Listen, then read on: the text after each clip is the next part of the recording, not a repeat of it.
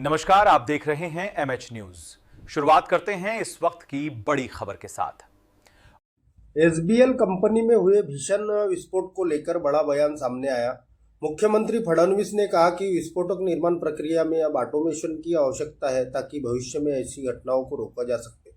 नागपुर के काटोल क्षेत्र में स्थित एसबीएल कंपनी में हुए हादसे में अब तक 19 लोगों की मौत हो चुकी है, जबकि 17 लोग गंभीर रूप से घायलों का इलाज अस्पताल में जारी है, जहां मुख्यमंत्री फडणवीस ने खुद पहुंचकर उनकी स्थिति का जायजा लिया और बेहतर इलाज के निर्देश दिए। तकनीकी में काफ़ी बदलाव हुआ है, इसलिए अब विस्फोटक बनाने की प्रक्रिया में ऑटोमेशन पर ध्यान देना जरूरी है ताकि मानव हानि को कम किया जा सके।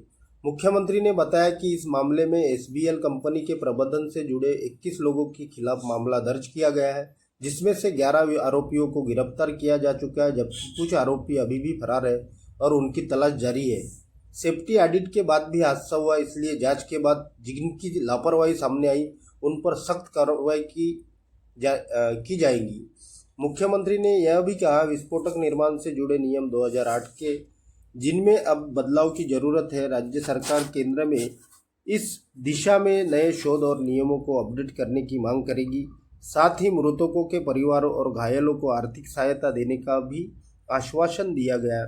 तो नागपुर हादसे के बाद अब सुरक्षा व्यवस्था और तकनीकी सुधार को लेकर सरकार सख्त नजर आ रही। आगे इस मामले में क्या कार्रवाई होती है, इस पर सभी की नजरें बनी हुई है। सर, किस तरीके से देख रहे हैं इस पूरी घटनाक्रम जो ब्लास्ट हुआ है, उसको किस तरीके से देख रहे हैं? देखिए, बहुत ही गंभीर घटना है। करीब 19 लोगों की इसमें मौत हुई है। 17 लोग क्रिटिकली इंजर्ड है।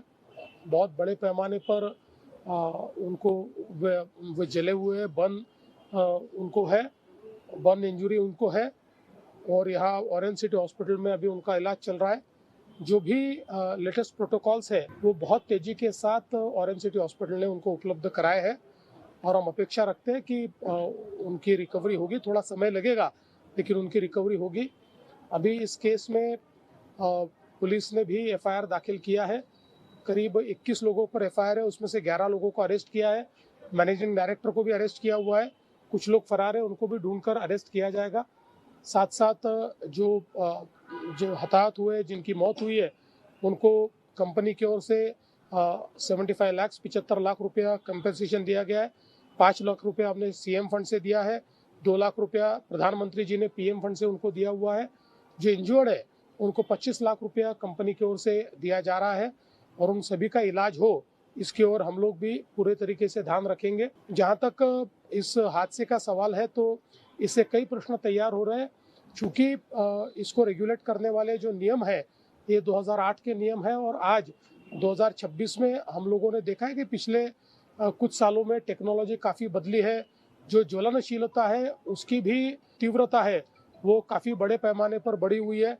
तो ऐसे समय जो प्रोटोकॉल्स आज हमारे यहाँ पर है, क्या वो पर्याप्त है, इसकी ओर भी देखने की आवश्यकता है। क्या कानून में पर्याप्त प्रावधान है, इसकी ओर भी देखने की आवश्यकता है।